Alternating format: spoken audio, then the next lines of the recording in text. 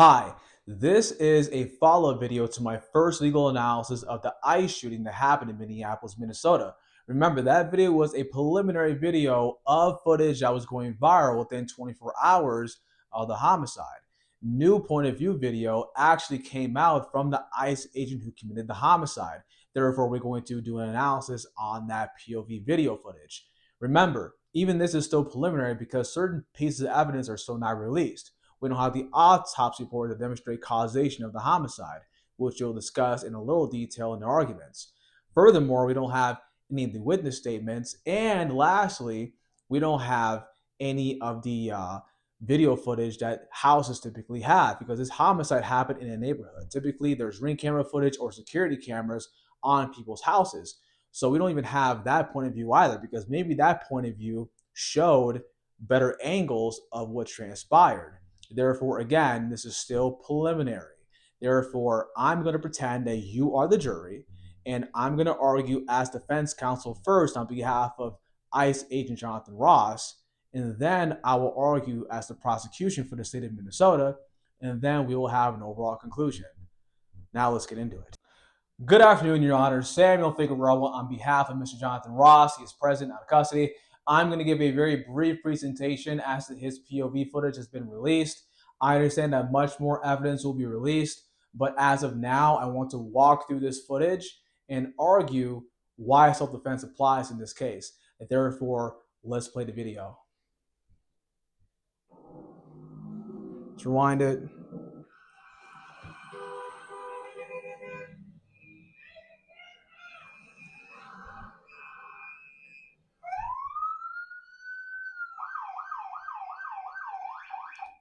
And to give more context here, as you can see, Miss Good is in the middle of the road obstructing police activity.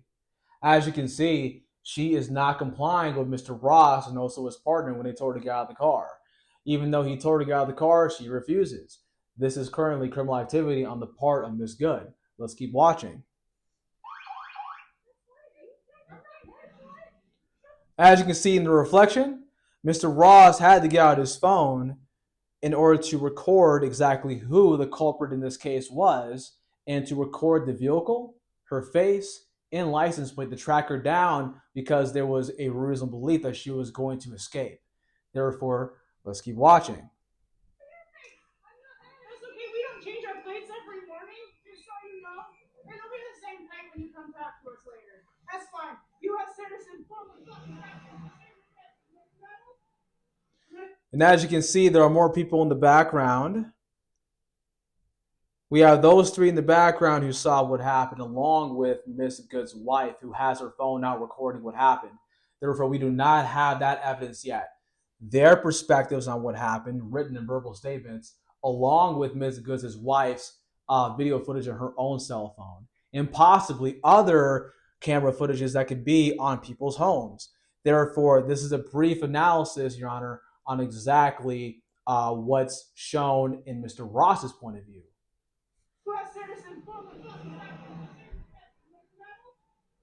to come at us? I say go get yourself some lunch, big boy. Go ahead. Again, you see that Mr. Ross's partner told her to get out of the car, and she still did not comply.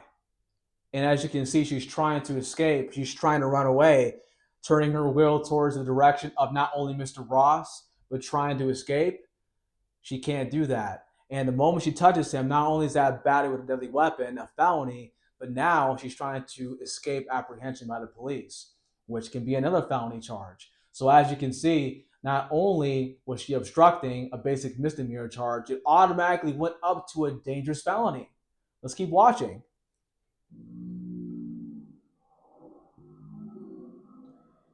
And Mr. Ross is clearly at the front of the vehicle.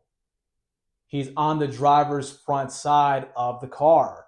Therefore, a big SUV, not a motorcycle, not a small SUV like a Toyota Prius. You have a big Honda Pilot SUV coming directly at Mr. Ross.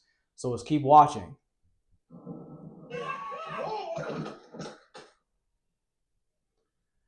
And that is basically the end of the video in terms of his point of view. Why is this important? Not only was the vehicle coming directly at Mr. Ross. He had to use deadly force in order to prevent himself from sustaining serious bodily injury or death. Per Barnes v. Felix, you have to look at the totality of the circumstances. Not only was she already obstructing and using her vehicle as a deadly weapon towards the ICE agent, again, anyone who's going to be facing themselves with the big SUV like that will suffer serious bodily injury or death. Therefore, justification of deadly force can be used when that reasonable belief is actually given by that person. Any reasonable officer would feel that way.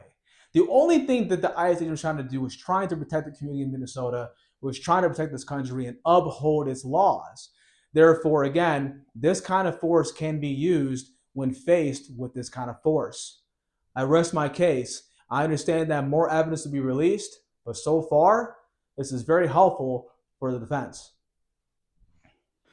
Good afternoon, Your Honor. Samuel Figueroa on behalf of the state of Minnesota. I'm going to give a brief legal analysis as to the footage taken by Mr. Jonathan Ross, the criminal defendant in this case, and I'm going to show a slow motion video and demonstrate why the defendant should be held liable for the charge of murder against Miss Renee Good and show why self-defense will not apply in this case. Therefore, let's go to the first video footage of Mr. Ross.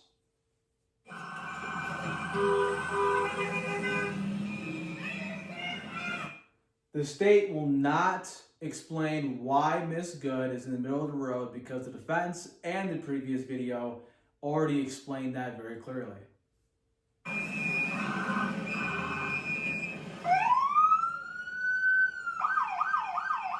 One thing to keep in mind is I want you to pay special attention to Miss Good's body language and the way she communicated to Mr. Ross.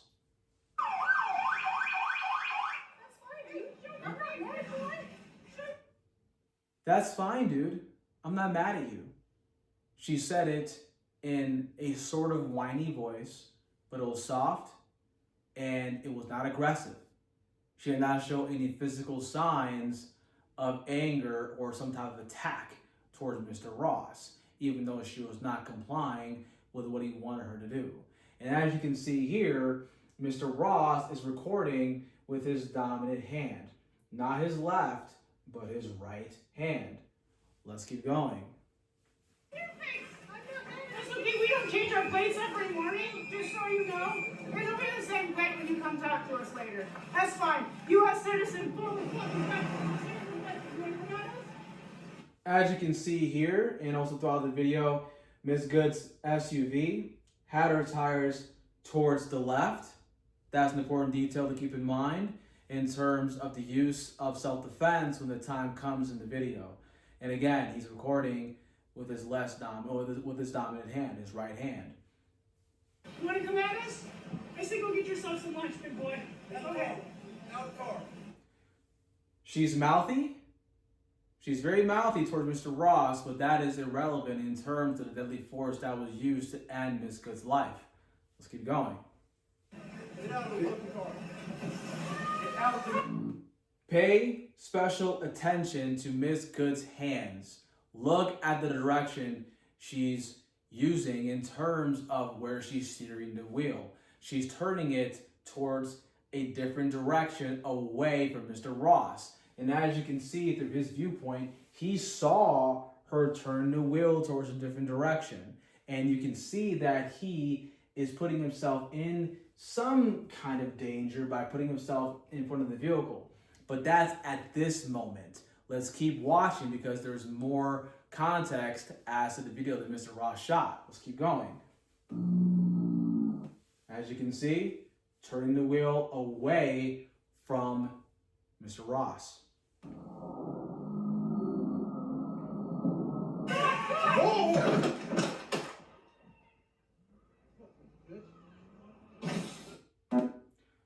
So the real question here is whether or not the defendant did in fact have the reasonable belief that he was going to suffer serious bodily harm or death given the totality of the circumstances per Barnes v. Felix. As we can see here, Miss Renee Good did not present to Mr. Ross that she was some type of criminal. she was obstructing, that is a crime, that is true, but there is no other facts given to Mr. Ross that she was dangerous, that she was committing any kind of felonies, and that she was going to be physically harmful to Mr. Ross, excluding him being in front of the car. Therefore, another big reason to keep in mind is that why would he put himself in front of a dangerous vehicle knowing that it could possibly hit him? But the biggest thing to keep in mind, the big thing to keep in mind about why he did not reasonably believe that serious bodily harm or death, deadly force, should have been used against Miss Good was the fact that she turned her wheel away from him, not towards him. Her wheel was not straightened out, and she turned the wheel a different direction. Even before she turned her wheel was turned towards the left as discussed before. Therefore, even if she did not touch her wheel, it would have went a different direction anyway. It would not have went straight. But the key thing here, what we saw in the video footage, is that she turned her wheel towards the right, which showed that she was trying to flee. She did not have the intent to hit Mr. Ross. Therefore, he did not reasonably believe that he was under serious bodily harm or death, given that fact as well. Therefore, let's look at one more slow motion video that is very relevant, because we got to look at every angle. We got to look at everything in full context to fully understand whether or not the ICE agent, Mr. Jonathan Ross, did in fact believe that deadly force was needed, was justified. Therefore, let's watch one last video, then the state will rest its case.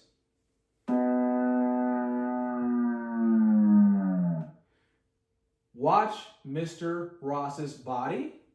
Look at his hands and his feet.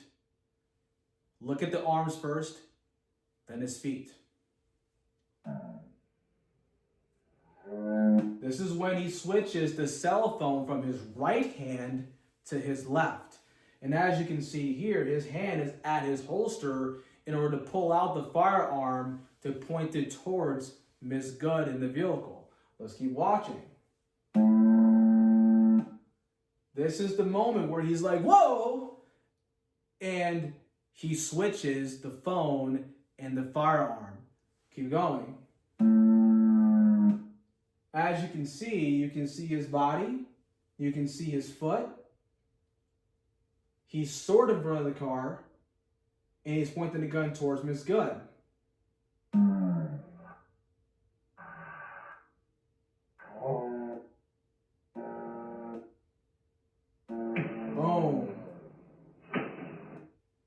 Then he shoots her, but he shot the second bullet when his body is completely away from the car. Let's hear the third bullet that he used in order to end her life. You see that?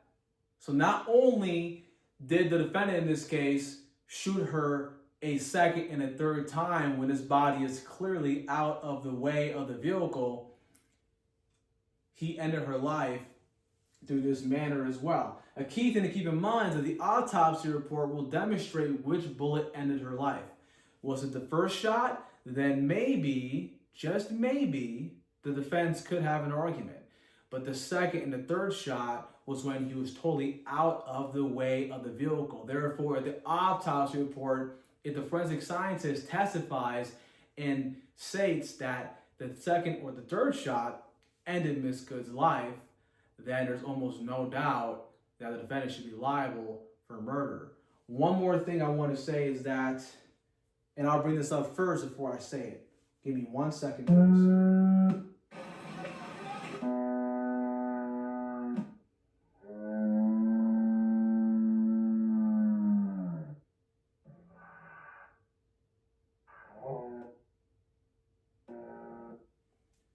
So I got a lot of flack in the comments saying that there was already a puff of smoke before the criminal defendant in this case pulled the trigger. As you can see, you see both of his feet here and his body's out of the way of the vehicle.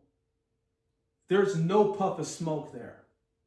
That demonstrates that he was in fact out of the way of the vehicle and he made the switch from his phone to the firearm. Not at this moment. What I'm trying to say though is that he was not in harm's way, not only because, as you can see, his body is out of the way of the vehicle. He had already had his gun drawn and pointed towards a direction. But her wheel here is not straightened out. it is turned towards the right. Therefore, with all those things taken into consideration, that first shot was unjustifiable. Let's keep watching. And he shoots her. And his body is totally out of the way now. We'll say this one more time. His body is out of the way now. His body's here. SUV is here. Let's keep watching. Second shot. Third shot. The defendant in this case clearly had the intent to kill the victim in this case. The defendant in this case may have not had premeditation, but the defendant definitely had the intent to kill because he intentionally brought out his firearm and shot her multiple times when he was not in harm's way. Furthermore, the second and third shot was shot when his body was out of the way again. So the state rests this case, and that is the reason why the defendant should be liable for murder and why self-defense will not be justifiable in this particular case. Okay, so you see how there can be strong arguments made on both sides, the defense and the prosecution. I do not want to go through every single argument that can be made on both sides because this video will literally last for hours. So the key thing is that much more evidence will be released. A lot of evidence that we will likely not see will be in the hands of the attorneys handling this case, the prosecutors and defense counsel. And by all means, it'll be up to a jury to decide his guilt. At the end of the day, I'm not trying to give any opinions of my own. I'm simply giving objective arguments that could possibly be made at trial. Was he in front of the car? Was he in the side of the car? Which bullet caused death? Did he go too far? Did he not go far enough? All these arguments can be made on both sides. I'm not giving my political opinion. In the end, if you want my 2 cents, I don't follow a political party. I just don't. I refuse to do that anymore. I don't follow a man. Let me tell you what I follow. 1 second. I don't follow Donald Trump. I don't follow Barack Obama. I don't follow Kamala Harris. I don't follow a party. I follow Jesus Christ. My dad and my uncle were formerly charged with crimes when they were alive. And before they died, they wanted me to be better than them. And my mom felt the same way before she died. And my mom helped and guided me through law school and my bar prep. And I was able to get on the dean's list in law school and pass the bar exam on my first try here in Nevada. And by all means, my main goal of my life is to be the best lawyer and the best man that I can be, and to make my mom and dad proud of me through my actions. So let's let you guys know. Don't comment below and say he's a leftist or he's Republican. I don't stand for that anymore. I just don't. I stand for Christ, and I really do want to make my mom and dad proud of me. Okay, so if any of you have any questions or concerns, please comment below. I'm not making any more videos in this case because if I do, I'll be on 100 video by the time, we're in the spring. So if you have any more recommendations of different big issues that are happening in the country in regards to criminal law, procedure, or evidence, please comment below because I will make videos on that if that request gets enough likes. Thank you so much. Have a great day.